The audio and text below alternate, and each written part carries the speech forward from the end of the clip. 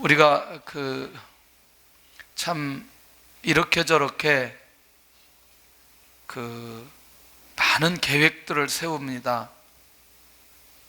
그리고 어떤 사람을 물어보면 꿈과 비전이 너무나 확실한 사람이 있어요. 그런데 너무너무 놀라웠게도 자기의 꿈이 아닌 하나님의 꿈일 때, 하나님의 비전일 때는 반드시 하나님을 바라보게 되더라고요. 그 하나님을 바라보게 되니까 그 안에 믿음이 있죠.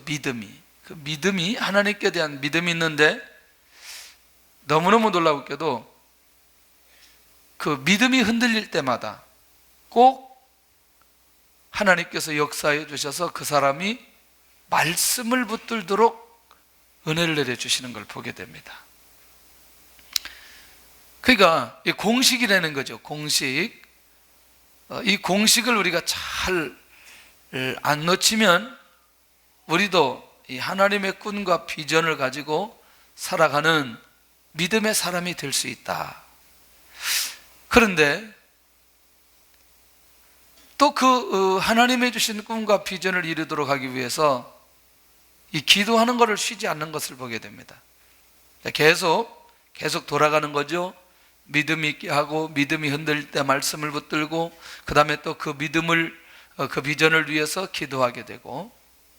그런데요, 이게 뭐냐면 이게 과정인 것을 보게 되더라는 거죠. 참 저는 제가 이 요셉과 다니엘 얘기를 참 많이 했던 이유는, 지금도 또 요셉과 다니엘 얘기를 하려고 하는 것은 이들이 이 과정을 절대로 무시하지 않았다는 겁니다. 근데 역시 다윗도 무시하지 않고, 또 다니엘도 무시하지도 않고, 사무엘도 이 과정을 무시하지 않고 가게 되어진 걸 보게 된다는 거예요. 하나님이 이 땅에 오셨습니다. 하나님이신 예수님이 이 땅에 오셨어요. 성경에 보면은 예수님께서 사역했던 내용이, 공생에 3년 동안 사역했던 내용이 성경에 기록되어졌습니다. 맞죠? 예. 그런데 30세까지 되어지는 과정 속에 일어난 일들은 거의 없어요. 그런데 오늘 6월절에 올라가서 성전에 머물렀던 기록이 유일하게 기록되어져 있어요. 그리고 30년에 어떻게 주님이 살았는가는 잘 기록되지 않고, 공생에 3년 동안 했던 그것들을 집중적으로 기도했던 내용이 사복음서입니다. 상당한 의미가 있죠. 그런데 그 공생의 3년을 위해서 어떤 과정을 거쳤는지는 너무너무 중요하다는 거죠. 다시 설명하면, 과정이 있으면 반드시 뭐가 따라온다? 결과가 따라온다는 거죠. 근데 우리는 무엇만 보고 뛰고 가냐면, 결과만 보고 뛰어가다 보면 결국 무엇을 무시할 수 있느냐? 과정을 무시할 수 있다는 거죠. 혹시 지금은 소천했는데 장효조라는 야구선수 아시나요? 예. 예, 많이 그렇게까지 얘기 안 해도 야구선수 아냐고만 이해하면 되는데, 할래 너무나 또 정확하게 하세요. 50대 되신 분들은 이 선수를 너무너무 잘 알아요. 그렇죠? 그래서 그분을 말할 때 몇 할 때 타자다? 그렇지, 3할 타자라 이렇게 말합니다. 그만큼 야구를 잘했어요. 그런데 이분이 경기를 끝나고 방에 들어오면 하룻밤에 800번을 휘두른다는 거예요. 방에서. 와, 대단하죠. 모르셨죠? 예. 알았어요? 저는 제가 그 얘기를 딱 듣는 순간에 3할 너무 약하다. 한 4할 정도 쳐야 된다. 10번이면 4번 때려야 되는데, 야, 정말 대단하다. 그래서 제가 그 얘기를 들으면서 그렇게 칠 수밖에 없구나 라는 생각이 드는 거죠. 뭐가 있었어요? 이분에게는 과정이 있었어요. 연습하는 과정이 있었어요. 오늘 우리가 영적인 원리도 굉장히 중요하다는 사실을 기억해야 되는데, 그래서 이 약속된 자의 과정은 어떤 것인지, 첫째는 오늘 우리 주님은 성전 중심, 예배 중심의 삶의 과정으로 인도함을 받게 되는 걸 보게 됩니다. 할렐루야.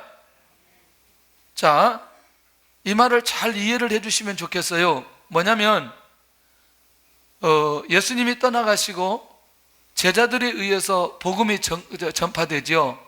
그리고 또 바울에 의해서 복음이 전파되는데, 그때는 모두 다 성전에 모였나요? 아니면 어느 집에서도 모였나요?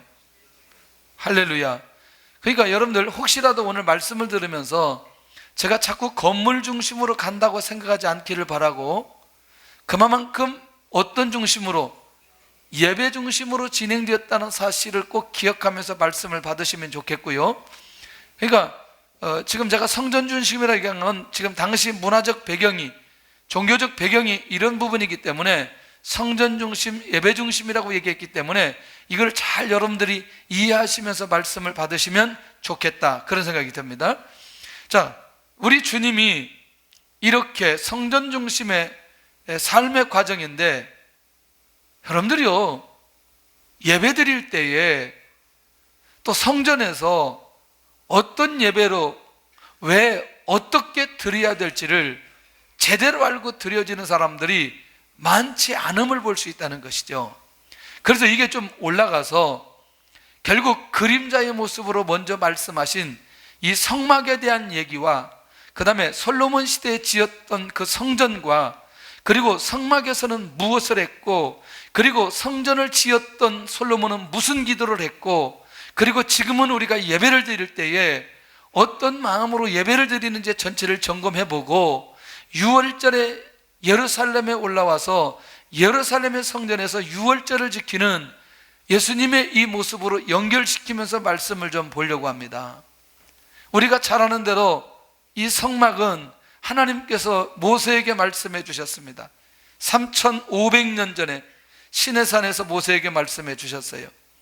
그러면 그 성막은 어떤 곳으로 알려주셨느냐? 하나님이 임재하시는 곳, 하나님께서 임재하시는 곳, 그리고 이 성막은 죄인이 하나님을 만날 수 있는 유일한 길을 보여주는 그 장소로 말씀해 주셨고, 그래서 결국에는 하나님께서 자신을 인간에게 보여주시는 가장 유일한 길이 무엇이냐? 그 한 길이 성막이었던 것을 보게 된다는 거죠. 자, 정리됐나요? 간단하죠? 그러니까 사람이 하나님을 만날 수 있는 장소는 어디였다? 성막이었다. 그러니까 이 성막에는 그러니까 누구든지 들어갈 수 있는 게 아니었고, 누구만 들어가게 만들었다?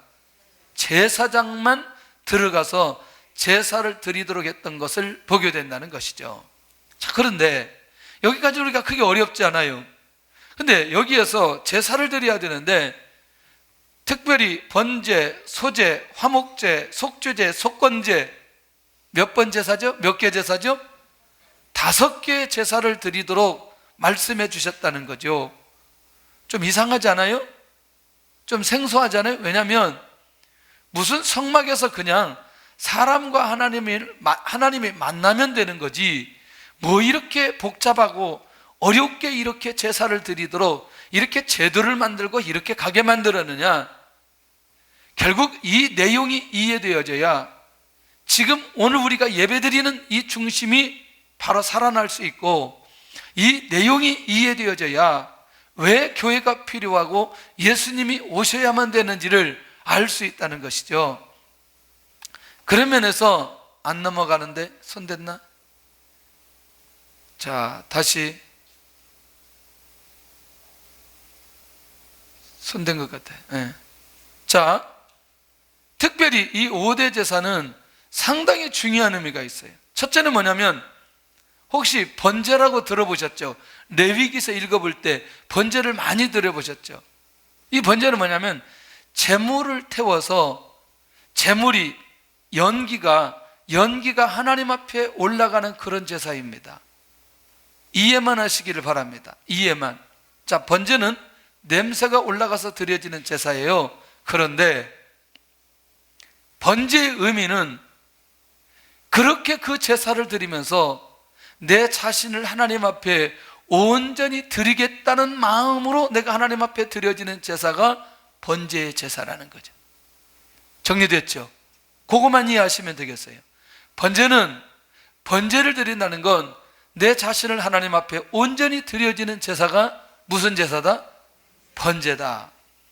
그런데 두 번째는 이 소제인데, 소제는 뭐냐면 특징이 있어요.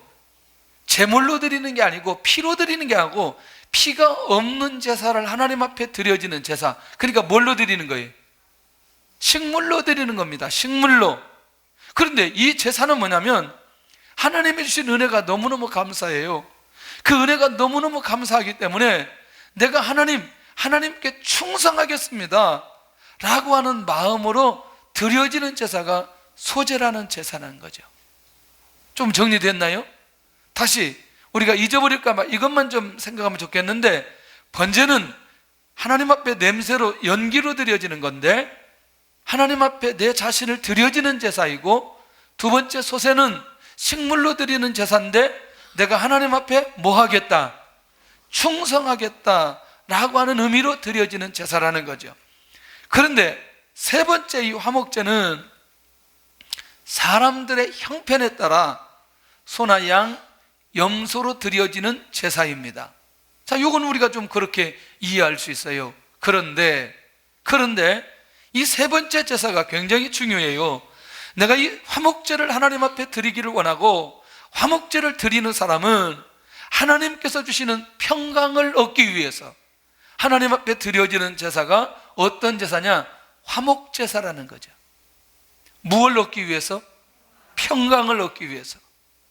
혹시 여러분들 예배를 드리고 나면 우리 안에 평안이 있지 않나요? 네. 우리의 무거운 짐이 내려놓지 않나요? 예.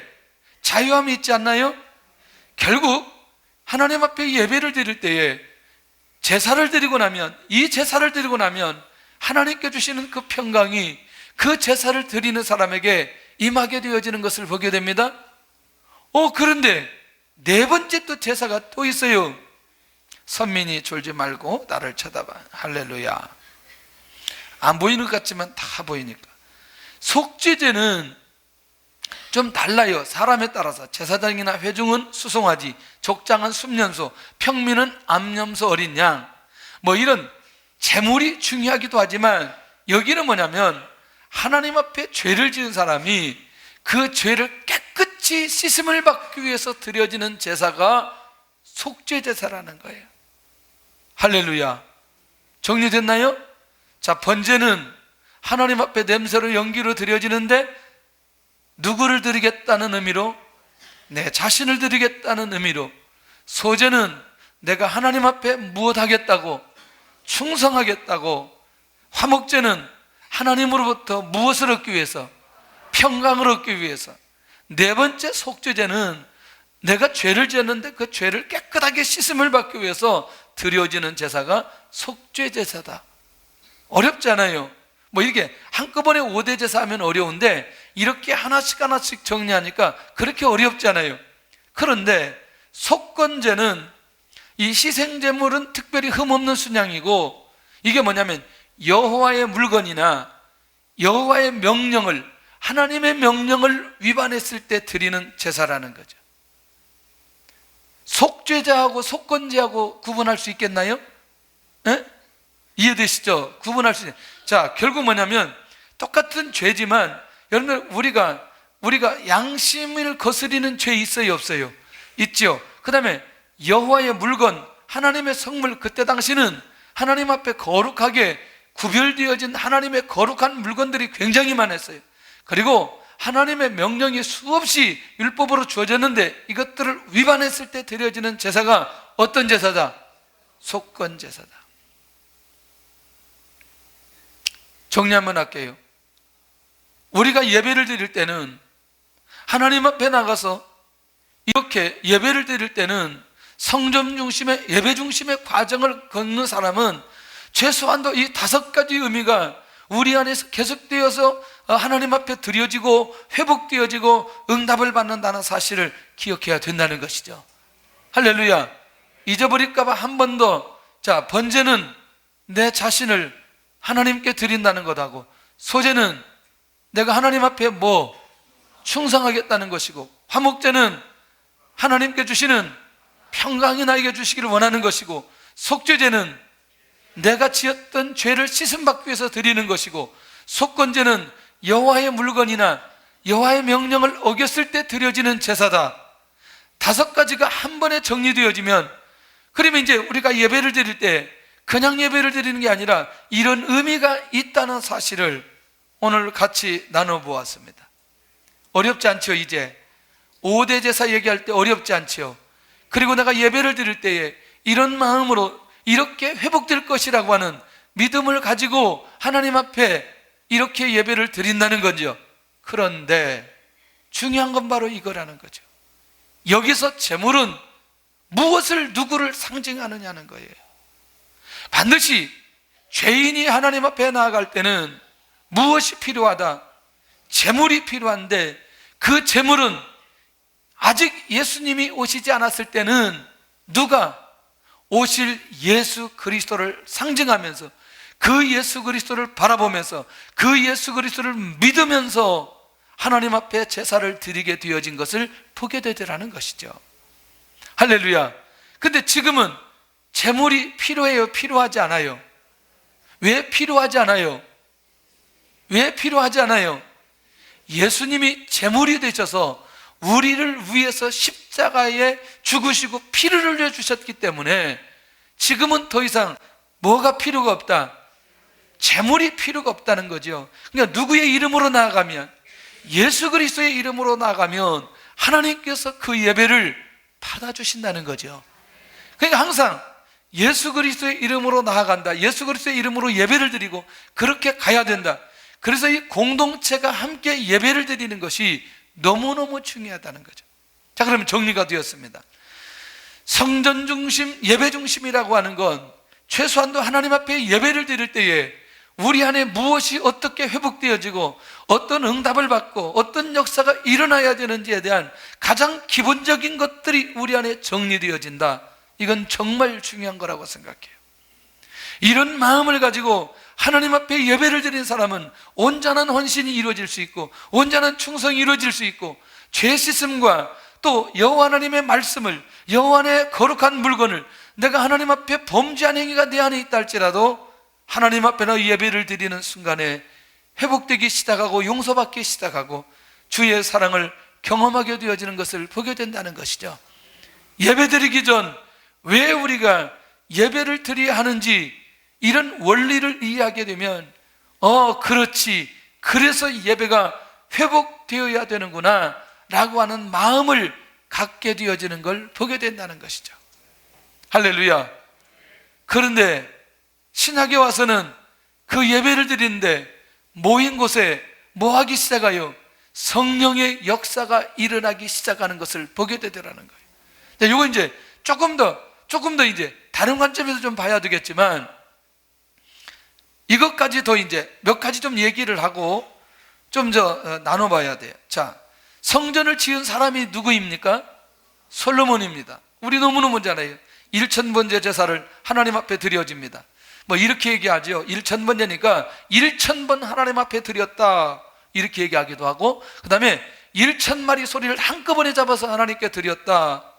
근데 요즘에는요, 이 2가지 설이 팽팽하다가 요즘에는 뭐라고 얘기하냐면 1000마리를 한 번에 모아서 하나님 앞에 드렸다, 이게 좀 우세한 쪽으로 나갑니다. 1000번째를 드렸건 1000마리를 한꺼번에 드렸건 어쨌거나 솔로몬이 하나님 앞에 향한 그 예배의 마음은 우리가 인정할 수 있는 것 아니겠냐는 거죠. 그 정도의 마음으로 하나님 앞에 나갔다는 건 솔로몬 인생의 최고의 영성을 유지했던 시기다, 이렇게 말할 수 있는 겁니다. 그런데 그때 하나님께서 이 솔로몬에게, 이거는 성전을 지키기 전이었거든요. 산당에서 제사를 드렸어요. 산당에서 이 제사를 드렸어요. 산당에서 하나님께서 이 솔로몬에게, 솔로몬, 내가 무엇 해주기를 원하느냐? 너 무슨 응답을 기대하느냐? 하나님, 제가 이 정치를 내야 되는데 왕으로서 지혜가 필요합니다. 그랬을 때 하나님께서 지혜롭고 총명한 마음도 주시고 부귀와 영광도 주신다고 하나님께서 이 솔로몬에게 그대로 응답해 주셨습니다. 다시 정리할게요. 여러분들, 놀랍게도 아까 5대 제사 안에 이것을 원하도록 하기 위한 제사였어요? 아니면 사람이 그냥 하나님을 만날 수 있는 통로만 열리는 것이었어요? 할렐루야. 그런데 지금 이 응답은 통로가 열려지니까 그 통로를 통해서 하나님께서 그에 필요한 모든 것들을 누구에게 주시는, 솔로몬에게 주시는 것들을 보게 된다는 거예요. 그러니까 결국 이거죠. 하나님은 항상 무엇이든지 주시려고 약속했는데 무엇이 열려지지 않아서, 통로가 열려지지 않아서 죄 때문에 막혀있는 그거 열려지기만 하면 하나님께서 열려진 통로를 통해서 부귀, 영광, 지혜, 총명 한꺼번에 솔로몬에게 쏟아부어 주시는 것을 보게 되더라는 것이죠. 할렐루야. 그만큼 예배의 과정은, 이 예배의 과정은 우리 인생 가운데 너무너무 중요하다는 거죠. 그러면서 이렇게 말합니다. 내 평생의 왕들 중에 너와 같은 자 없을 것이다. 그러니까 비교했을 때 보아도 솔로몬과 같은 왕이 그 위에 나오지 않을 정도로 하나님께서 솔로몬 왕을 축복해 주셨습니다. 할렐루야. 그런 솔로몬이 마음의 감동을 받아서 이제 하나님의 성전을 짓기 시작하는 거죠. 출애굽한 지 480년 만에 여호와를 위해서 성전을 건축하기 시작합니다. 대단한 거죠. 이때 이 건축의 내용들을 보면 어마어마한, 사실 이 기초를 누가 다 닦아놓았어요? 다윗 왕이 다 닦아놓고 실제로 그것을 행동으로 옮긴 사람은 솔로몬 왕이었거든요. 그러니까 성전을 다 짓고 나니까 다시 하나님께서 솔로몬에게 이제는 뭐라고 말하냐면, 내가 다윗에게 약속했던 모든 약속을 내가 너에게 확실히 이룰 것이다. 그러니까 다윗에게 약속했던 모든 약속, 내 후손들에게 무엇이 끊어지지 않을 것이요, 왕들이 끊어지지 않을 것이요, 내가 그 왕들을 확실하게 지켜 보호할 거다, 그 얘기를 하셨거든요. 그러니까 결국 내가 다윗에게 약속했던 그 약속이 너에게도 유효하게 만들 것이고 그 다음에 후에도 유효하게 만들 것이다 라고 하는 말씀을 응답으로 받게 되어집니다. 할렐루야. 자, 그런데 여기서 끝나지 않아요. 이제부터 눈이 좀 열릴 수 있기를 바랍니다. 어떤 눈이 열려져야 되느냐? 솔로몬이 성전을 딱 짓고 나서 이렇게 기도합니다. 하나님, 혹시 죄를 지은 자가 이 성전에 와서 기도하거든, 이 성전을 바라보며 기도하거든, 그 기도하는 자를 용서하여 주옵소서. 그 말은 뭐냐면, 성전만 바라보고 기도해도, 성전에 와서 기도해도 용서해달라. 왜냐하면 나중에 여러분들 남유다 북이스라엘이 그 아수르와 그 바벨론에 의해서 멸망당하고 그 다음에 흩어져서 포로되잖아요. 네, 오지 않아도 바라보고 기도하는데, 우리가 잘 아는 대로 누가 이렇게 기도했어요? 대표적인 인물이, 그렇죠. 다니엘이 예루살렘 바라보고 문을 열어놓고 기도했던 거 기억하시잖아요. 다니엘서 6장에. 두 번째는 혹 누가 징계나 재앙이나 전염병이 있어서 이 성전에 와서 기도하거나 또 성전을 바라보고 기도하는 자가 있거든, 그 기도를 들어 주옵소서. 여기서 아멘을 크게 해야 됩니다. 할렐루야. 세 번째, 혹 전쟁을 할 때에, 전쟁을 패하거나 전쟁이 어렵게 되어질 때에 성전을 향해서, 전쟁하는 사람들이 성전까지 올 수 있어요, 없어요? 올 수 없어요. 성전을 향해서 기도하는 자들의 그 기도가 있거든, 그 기도를 들어 주옵소서. 이 솔로몬의 전체 내용이, 전체 기도의 내용을 압축해 보면 이런 내용인 것을 보게 되고요. 그 다음에 네 번째는 이방인들도 이스라엘처럼, 다시 말하면 오늘 나처럼 우리처럼 하나님을 경외하게 하여 주옵소서. 96년도에 이스라엘을 갔는데요, 갑자기 어느 분이 저를 초대를 해요. 초대를 하는데, 초대하는 곳이 어디였냐면 기도처였어요. 예루살렘. 지금 예루살렘에 가면 기도처가 참 많이 있어요. 그래서 이제 어떻게 이렇게 저렇게 해서 이제 딱 들어갔는데, 기도실이라고 해서 기도실을 딱 문을 열고 들어갔는데, 현수막이 벽면이 한 요 정도 되는데 현수막에 딱 성구가 써져 있는데, 그 성구 써진 내용이 바로 열왕기상 8장에 있는 솔로몬의 기도의 내용을 처음부터 끝까지 거기다 딱 놓고, 일단 들은 사람이 그거부터 읽고 기도하도록 그렇게 만들어 놨더라고요. 근데 제가 그 내용을 보면서 무슨 마음이 드냐면, 저 내용을 읽고 기도하지 않을 수가 없는 거죠. 기도하지 않을 수. 그래서 사람들이 그게 뭐냐면 24시간 기도하게 하는 그런 이제 그 기도처로 삼았는데, 굉장히 의미가 있더라고요. 그래서 나중에 이제 우리가 저쪽 상가에 있을 때 거기다도 이제 요거를 걸어놓고 기도하기도 했는데, 여러분들 이 내용을 보면서 무슨 생각이 드나요? 물론 자기가 있는 곳에서 기도해도 응답이 되나요, 안 되나요? 응답이 되죠. 응답이 되죠. 그만큼 그때는 처음으로 성전이 건축되고, 솔로몬이 그 건축된 성전 안에 또 그 성전을 바라보면서 이렇게 기도했던 것을 보면 우리가 절대로 놓치지 않아야 되고, 그리고 여러분들 사도행전 16장에 가서 보면 사도 바울이 빌립보에 가가지고 어디 가서 기도하죠? 어디 가서 기도하죠? 아니, 루디아 만난 장소가 어디냐고요? 어디? 아니, 강가라고 여러 번 얘기했는데. 할렐루야. 답답하지만 시간이 없기 때문에 가야 돼요. 지금 기도를 해야 되는데 갈 곳이 없고, 강가에 나가서 예루살렘을 바라보면서 그렇게 그들이 가지고 있던 한 아픔, 이것들을 내려놓고 예루살렘을 받으면서 기도했거든요, 포로 시대에. 그래서 이게 습관이 되어서 여러분 사도 시대에도 기도할 때 어디를 찾아가느냐, 강가에 나가서 찾아서 기도했다, 그 여러 번 얘기했는데 할 수 없어요. 또 이게 뭐 할 수 없는 거예요. 이건 뭐 잊어버려도 되는 거니까. 솔로몬의 기도를 어떻게 생각하느냐는 거죠. 자, 이런 관점에서 볼 때에 예수님이 성전 중심, 예배 중심의 이 과정을 진행시켰다는 이 부분에 대해서 어떤 생각이 드시냐는 거죠. 어떤 생각이 드시냐는 거죠. 여러분들 이거 한번 잘 살펴보면 됩니다. 하나님과의 관계가 무너질 때는 어디서부터 시작되어지는지, 제일 먼저 예배부터 무너지기 시작합니다. 성전을 짓고 기도하고 응답을 받았던 솔로몬 기억하시죠? 열왕기상 11장에 8장에서 이렇게 기도하고 성전을 짓고 응답을 받았던 이 솔로몬이 나이가 많이 들 때에 수많은 여인들이 솔로몬 왕에 꼬이기 시작해요. 그런데 그 여인들이 올 때 그냥 오지 않고 반드시 무엇을 가지고 왔어요? 자기 나라 가지고 있는 우상을 가지고 와 있는데, 그 여인들이 솔로몬에 가지고 있는 하나님을 향한 그 마음을 돌려 다른 신을 따르겠다고 말하거든요. 누구를 따르겠다? 다른 신을 따르겠다.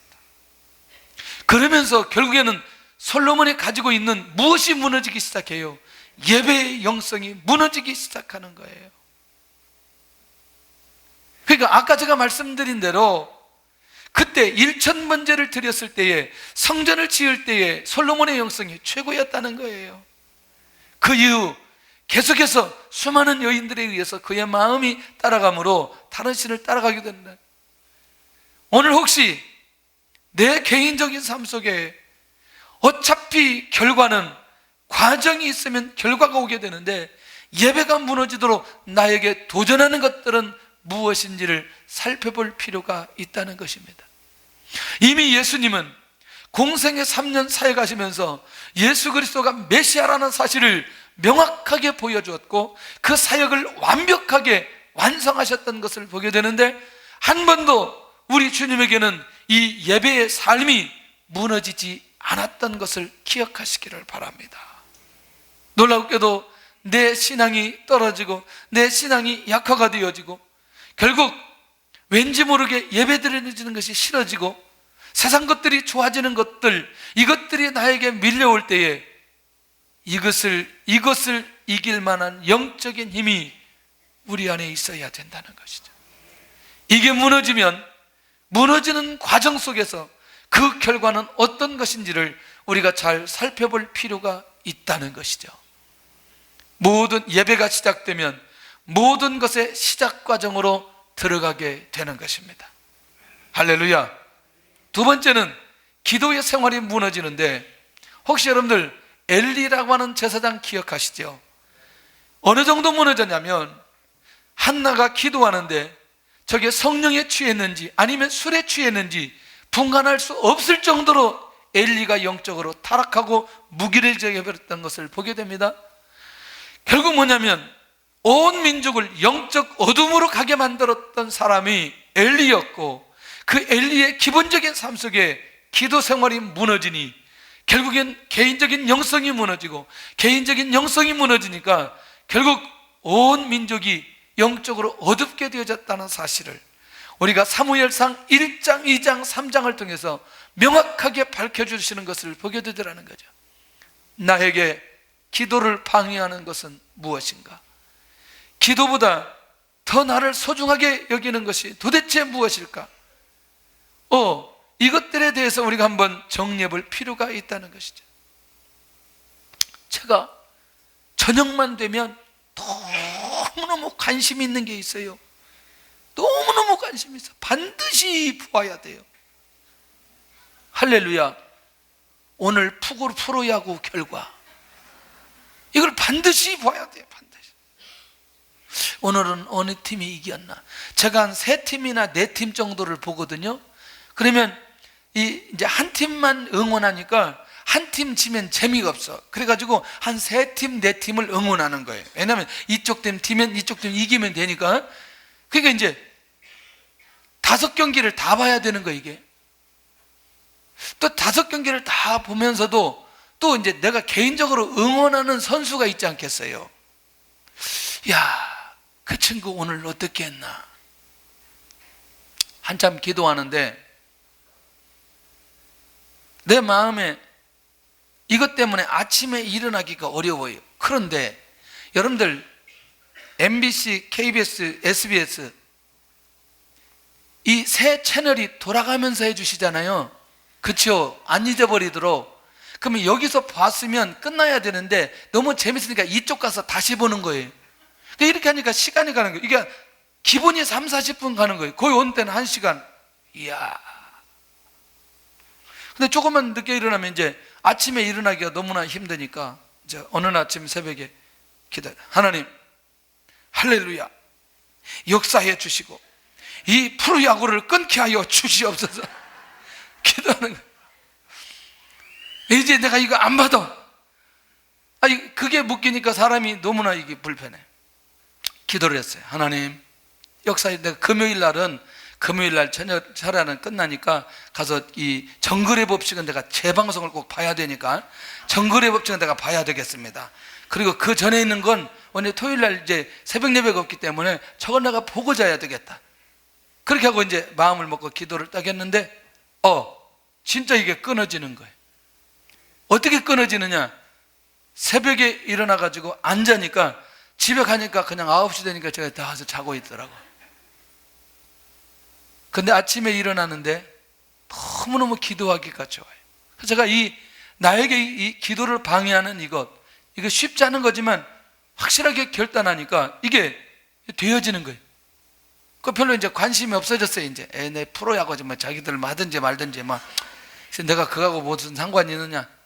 그러다가도 또 아침에 다시 핸드폰으로 누가 이겼냐 이게 쳐다보고 있어요. 우리도 모르게 우리의 영적 생활을 방해하는 것들이 참 많이 있는 것을 보게 됩니다. 여러분들, 내가 기도를 시작하면 그것은 모든 과정의 시작으로 시작된 것 아닐까요? 어떤 결과로 가는 그 결과로 시작된 것 아닐까요? 세 번째, 공동체의 관계부터 무너지기 시작합니다. 하나님의 관계가 무너지기 시작하면, 여러분들 요한복음 18장 3절에 가서 보면 제자들과 함께 있어야 될 유다가 누구와 함께 있느냐? 로마 군대와 함께 있어요. 누구와 함께 있어야 돼요? 예수님의 제자는 주님과 함께 있어야 돼요. 아니, 주님께서 지금 잡혀가시면 최소한도 누구와 함께? 제자들과 함께 있어야 되잖아요. 주님과의 관계를 끊어버리고 제자들 관계를 끊어버리고 나니까 자기가 있어야 될 건 로마 군대와 함께 있는 것을 보게 된다는 것이죠. 그러니 예수님 파는 것 그렇게 어렵지 않은 거예요. 이게 유다의 삶이었던 것을 보게 됩니다. 하나님의 공동체와 관계하는 것은, 이건 내 마음이 어떤 마음일 때, 내가 하나님의 관계를 유지하고 싶을 때 하나님의 공동체에 함께하고 하나님의 인도를 받아가게 되는 것을 보게 되더라는 것이죠. 그러면서 오늘 우리는 하나님, 내가 하나님 앞에 관계하는 그것이 공동체에 관계하는 것으로 모든 과정의 시작으로 인도함을 받게 하여 주시옵소서. 너무너무 중요합니다. 여러분들 부탁인데 순모임은 꼭 하시기를 바랍니다. 반드시 그 안에 하나님께서 일하시는 게 있습니다. 반드시 그 안에서 하나님께서 역사하시는 게 있습니다. 네 번째는 하나님의 말씀이 들리지 않기 시작해요. 하나님의 관계가 무너질 때 결국 뭐냐? 에레미야 2장 5절에 가서 보니까 사람의 말과 사탄의 말만 들리기 시작합니다. 이건 굉장히 무서운 거예요. 이들이 이제 멀리 가서 헛된 것을 헛되이 행하는데, 죄송합니다, 혹시 지금도 우리 교회 다니면서 내가 자랄 때 부모님에게 상처를 받고 상처를 받았던 것이 기억나는 분들이 있다면 오늘 이 시간에 깨끗하게 정리할 수 있기를 바랍니다. 뭐냐면 이런 거예요. 여러분들, 우리가 부모님의 상처를 자꾸 기억하고 묵상하는 건 여러 번이나요? 한두 번이나요? 여러 번이나요? 한두 번이나요? 상처를 받은 적이 없는 것 같은데. 여러분들, 이런 생각하면 어때요? 내가 부모님으로부터 받았던 은혜는 어쩌면 수백, 수천 가지인데 내가 기억하는 상처는 한두 가지 아닌가요? 맞나요? 근데 중요한 건 지금까지 주셨던 그 엄청난 은혜는 기억하지 않고 한두 가지 부모님을 통해서 왔던 그것만 깊이 있게 묵상하는, 그거는 정말 우리 안에서 빨리 내려놔야 될 필요가 있다는 얘기예요. 다시 정리할게요. 수없이 하나님은 하나님의 백성들에게 끊임없이 선지자를 통해서 말씀해 주셨다는 거죠. 그런데 너무너무 놀랍게도 이 에레미야 시대에는 그들이 하나님을 멀리 가서 하나님의 말씀을 듣지 않고 헛된 것을 따라 헛되이 행하는 모습으로 계속해서 인도받게 되어졌던 걸 보게 된다는. 자, 다시 나는 하나님의 말씀이 들리도록 어떤 노력을 하는가? 이건 상당히 중요한 거예요. 우리가 이제 이렇게 어디 말씀을 듣거나 또 우리가 말씀을 묵상하거나 중요한 게 있으면 적지요. 꼭 적으시기를 바라고, 그리고 꼭 읽어보시기를 바랍니다. 그리고 죄송하지만 이렇게 한 번 듣고 전체 내용을 이해하기에는 정말 쉽지 않아요. 특별히 연세가 드시면서 기억력이 떨어지기 때문에 여기 문 밖 나가면서 오늘 내가 뭐 들었지 이렇게 하고 나가는 거예요. 본문도 아무도 생각도 안 나고. 여러분들, 반드시 반복해서 듣는 훈련은 오늘 내가 하나님의 음성을 지속적으로 들을 수 있는 그런 지혜로운 사람으로 인도받아갈 수 있다는 것이죠. 다섯 번째 뭐냐면 주님과의 관계가 무너지기 시작하는 거예요. 오늘 금년의 표어가 예수님이 나의 주인이 되는 해. 정말 이 부분을 가지고 저는 요즘에 굉장히 씨름을 많이 합니다. 왜 사도 바울이 그렇게 고백할 수가 없을까? 내가 십자가에 못 박혔나니 그런즉 내가 사는 것이 아니라 내 안에 누가 사는 것이라? 그리스도께서 사시는 것이라. 이제 내가 육체 가운데 사는 것은 나를 사랑하사 나를 위하여 자기 자신을 버리신 하나님의 아들을 믿는 믿음 안에서 사는 그것이라. 이게 바울이 고백했던 내용이거든요. 여러분들, 이 고백이 내 안에서 살아날 때에 주님과 나와의 그 고백, 그 관계는 일반적인 관계가 아니고 주님을 아는 부분에 있어서 이게 일반적으로 아는 것하고 상상할 수 없는 그런 관계가 형성되는 것을 보게 된다는 것이죠. 결국 뭐냐면 이 비밀을 알고 누리는 것입니다. 그런데 우리 주님이 어느 때에 저를 찾아오셨냐는 거예요. 유월절 절기에 성전에 올라오셨어요. 유월절은 누구를 보여주기 위해서? 예수님을 보여주기 위해서, 피 흘려 십자가에 돌아가신 예수님을 보여주기 위해서 유월절의 그림을 그려주셨어요. 결국 뭐냐면 어차피 유월절 주체가 누구예요? 유월절의 실체가 누구예요? 예수님이에요. 근데 유월절 실체가 지금 성전에 절기 때 올라오셔서 성전과 예배 중심적 삶으로 주님이 살아가고 있는 것을 보게 된다는 거예요. 어떠세요? 어려서부터 의롭고 경건한 삶의 과정으로 우리 주님이 시작하셨고 인도해 주셨다는 거예요. 아까 잠깐 마면호 교수님 오셨길래 이 예배 전에 우리 베이비 박스 온 아이들이 이렇게 이런 비전을 가지고 있다고 그랬더니 진담으로 여기 학교 세워주면 자기가 교장으로 오겠대요. 근데 이분이 빈말을 하시는 분이 아니고 이리 오시겠대요. 교장으로. 할렐루야. 그리고 이분은 학교가 전문가이잖아요. 그러면서 어떻게 운영될 거는 몇 가지, 3가지 정도 안을 제시하는데 기가 막힌 거예요.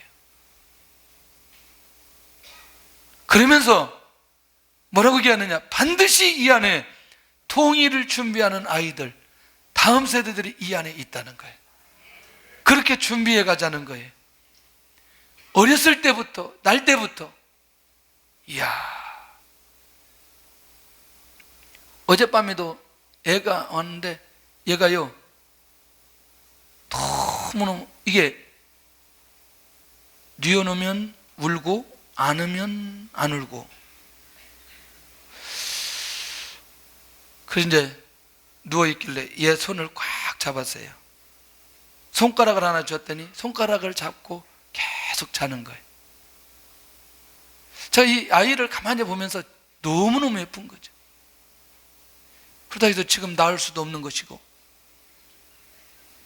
분명히 지금은 미래가 보이지 않지만 이 아이가 영적으로 건강하게 성장하면 반드시 하나님의 계획 속에 있을 거다 라고 하는 믿음이 생기는, 그리고 어떤 마음이 되면 정말 너는 복을 받았다. 훗날 이런 기도를 하게 되더라. 훗날 너가 성장해서 이런 배경이 너가 있었다는 것을 알면 좋겠는데 이거 어떻게 알 수 있을까? 그래도 여기에서 잠깐이지만 앞으로 이제 계속 우리가 이 일을 진행할 건데 이 삶이 얼마나 축복된 삶인지 그걸 알게 될 건데. 할렐루야. 얼마 전에 제가 이렇게 얘기하니까 최정희 집사님이 저 입양을 해야 되겠습니다 그러는 거예요. 그래서 이렇게 쳐다보면서 입양? 나! 그랬어요. 에? 나라니까 지금 그 나이에 입양은 무슨 입양이냐, 나야지. 그러더니 지난 금요일 날 딸 낳았어요. 그 제가 이렇게 했어요. 아까도 마민호 교수님한테 앞으로 이 학교는 많은 사람들이 들어올 건데 아무나 못 들어온다 이제. 왜냐하면 진짜 전문가들이 이 아이들을 이렇게 하나님의 사람으로 키울 텐데 이런 비전을 가지고 40이 넘은 사람이 낳으면 들어올 수 있다, 그 아이는. 할렐루야. 그러니까 이런 것들을 계속해서 고민하는 거죠. 이게 일반적인 고민이 아니고, 왜?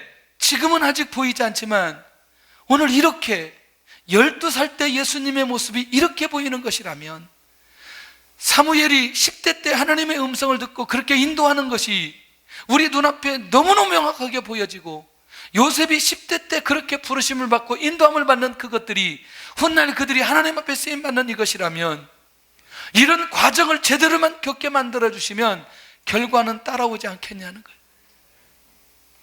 거기서는 아멘을 좀 하시기를 바랍니다. 왜 이 아멘을 하냐면 지금 기대감이 떨어진 건 나하고 너무나 상관이 없어요. 그런데 여러분들 손주들은 다 혜택이 될 수 있기 때문에 걱정하지 말고 아멘을 하시기를 바랍니다. 할렐루야. 예배드리기 위해서 성전에 올라오셨는데 주님도 하나님의 관계가 중요했다는 거예요. 맞나요? 네.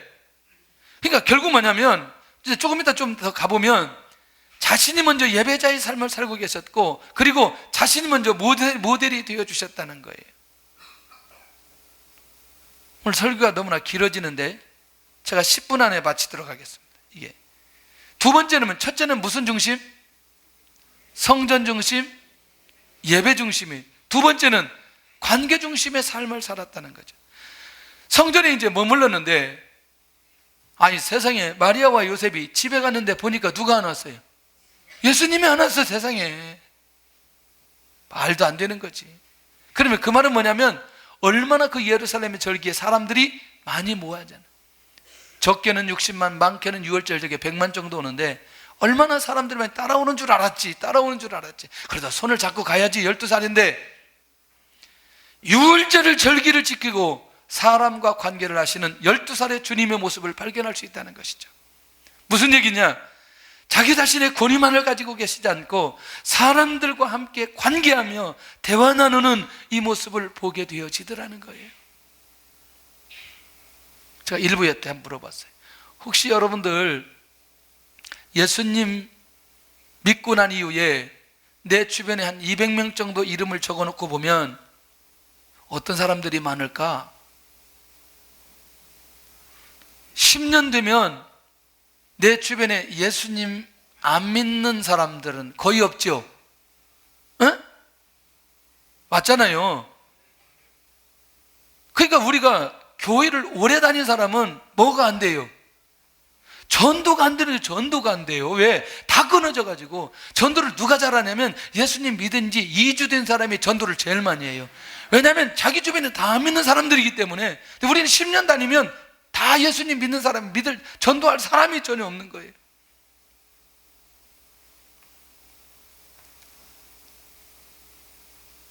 제가요, 그때가 어느 때였냐면 저희 시골교회 목사님이 축구를 좋아해가지고 운동장에서 축구하는데 성도들이 말려가지고 축구 못했대요. 어떻게 목사님이 반바지 입고 운동장에서 펄짝펄짝 뛰냐고. 안 된다 그랬대요. 그래 내가 그냥 뭐 이렇게 한마디 했지만 하여튼 뭐 그건 뭐 중요한 거 아니고, 그때 제가 옷을 입고 다시 또 운동장에 나가는. 근데 제가 그때 군포고등학교 운동장에 나갈 때는 예수님 믿는 사람은 거의 없었어요. 저 혼자 거기서. 근데 이분들이요 저한테 제의를 하는 거예요. 제의. 무슨 제의를 하느냐? 목사님 혹시 주일날에 축구 시합 좀 나올 수 있어요? 그러는 거예요. 아니 그 말은 뭐예요? 가까워졌다는 얘기예요. 아니 토요일날은 모른데 제가 주일날 못 나가죠. 토요일날 할 때 한 번 가서 시합을 한번 뛰었어요. 오래전에. 어색하지 않아요. 저는 이제 이게 제일 중요하다고 생각해요. 믿는 사람들이 우리의 그것을 내려놓고 누구하고든지 만날 수 있는 이 부분들이 나는 있어야 된다고 생각해요. 할렐루야. 우리도 모르게 이런 의식이 많아요. 우리는 술자리에 가면 안 된다는 생각을 정말 많이 하는 거예요. 술자리에 안 가면 술자리에서 술 마시는 분들을 어떻게 전도할 수 있어요? 거의 어렵습니다, 여러분들. 가서 비슷하게 소주하고 콜라하고 따라가지고 맥주 비슷하게 만들어 놓고 앉아 있는 거예요, 그냥. 할렐루야. 다른 사람이 볼 때는 맥주 같다 보이지만 사콜이니까 그래 놓고 같이 대화 나누는 거예요. 여러분들, 우리도 모르게 우리는 계속해서 교회 안에 이것들을 강조하다 보니까 이 세계 속에 들어가는 게 너무너무 어려운 거예요. 하나님이 이 땅에 오셔서 이 땅에 있는 죄인들과 함께 교제 나누는 건 우리가 이들과 만나는 것보다 더 어렵고 힘든 거라는 거죠. 그럼에도 불구하고 우리 주님은 사람과의 관계를 철저하게, 심지어 예수님을 배반하고 도망간 자들까지 직접 찾아가시면서 관계하셨던 분이 누구냐? 예수님이시라는 거예요. 그러니까 이 관계가 어디까지 가게 되죠? 주님을 위해서 목숨 걸고 복음 증가하는 증인들이 나오기 시작하는 것을 보게 되더라는 거죠. 오늘 우리는 이 과정이 얼마나 중요한지, 관계 중심의 삶의 과정을 우리가 절대로 놓치지 않았으면 좋겠다는 것이죠. 그런데 그들의 수준에 맞게 관계하는 것을 보게 됩니다. 예수님의 제자들에게는 뭐 하죠? 말씀으로 훈련시킵니다. 삶으로 보여주십니다. 성전에 있는 사람들은 말씀으로 나눕니다. 그리고 아프고 고통당하고 힘든 자들에게는 치유하시기 시작합니다. 군중들은 말씀을 선포하시고 그 사람들에게 맞게, 눈높이에 맞게 주님께서 그들과 관계하시면서 복음의 비밀과 원리를 그들에게 가르치고 있는 걸 보게 되더라는 것이죠. 할렐루야. 그러니까 우리 주님은 사람과의 관계 속에서 평생을 벗어나지 아니하시고 그 사람과의 관계 속에서 주님이 주신 그 사명을 감당하셨던 걸 보게 된다는 거예요. 주님이 이 땅에 오신 게 뭐냐는 거죠. 영혼을 구원하시기 위해서, 할렐루야, 영혼을 살리기 위해서 이 땅에 오셨기 때문에 그 관계를 소홀히 하지 않았던 것을 보게 되신다는 거죠. 나는 사람을 얼마나 좋아하는가. 여러분들요, 사람들과 자주 만나면요 우울증 생길 이유가 없어요. 할렐루야, 할렐루야. 대부분 우울증에 있는 사람들은 사람 만나기 싫어하거든요. 극복할 수 있기를 바랍니다. 반드시 그래서 이 공동체가 필요한 것을 보게 됩니다. 셋째는 뭐냐면 아버지 중심의 삶의 과정이에요. 이 성전이 누구의 집이라? 아버지의 집이라고 얘기합니다. 그러니까 우리 주님은 하나님의 관계가 항상 살아있으셨어요. 왜? 예수님이 이 땅에 오신 목적은 누구의 뜻을 이루시기 위해서, 아버지의 뜻을 이루기 위해서 이 땅에 오셨어요. 그러니 오늘 우리도 가장 중요한 하나님과 나와 아버지의 이 관계가 너무너무 중요하다는 거죠. 아멘.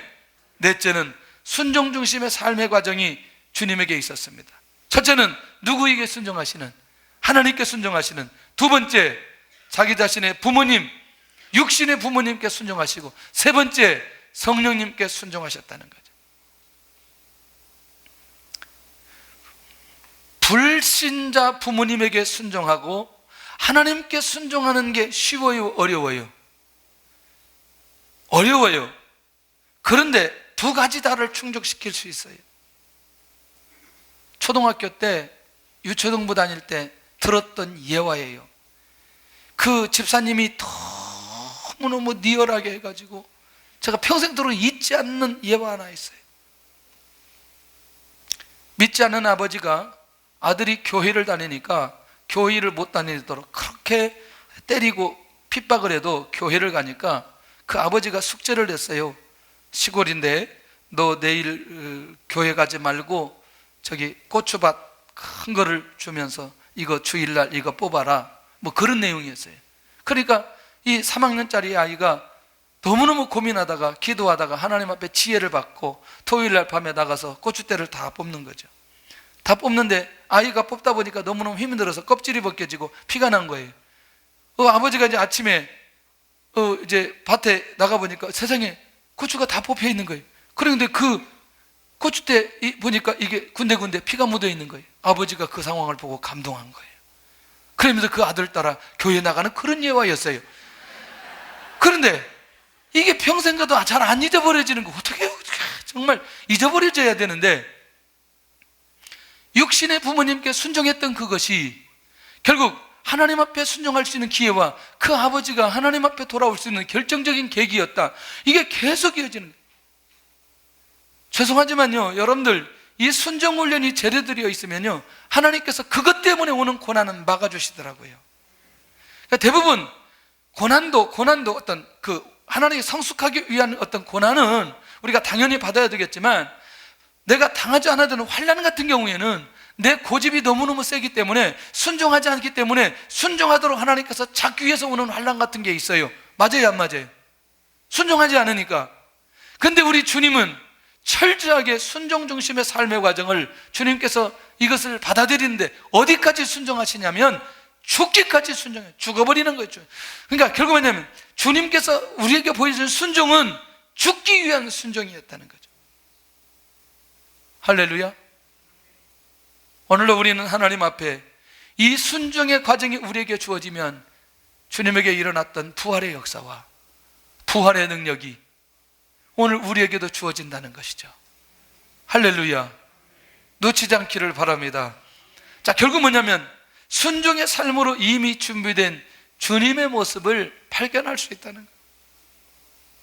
자, 그래서 주님께서 우리에게 보여주신 것, 예배의 과정, 기도의 과정, 순종의 과정, 아버지와의 관계, 이 모든 것들을 한꺼번에 정리하면 결국에는 우리 주님이 메시아 사역의 완성자로 이 땅에 오셨다는 사실을 발견할 수 있습니다.